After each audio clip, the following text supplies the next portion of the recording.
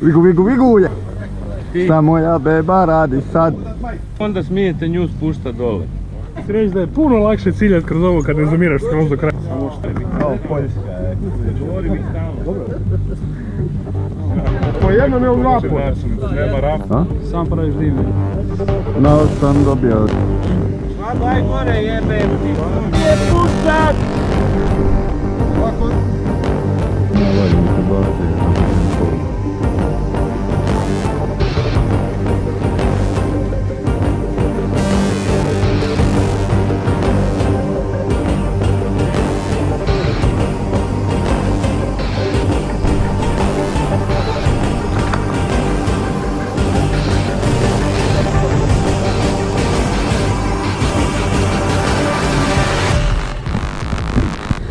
Vijem.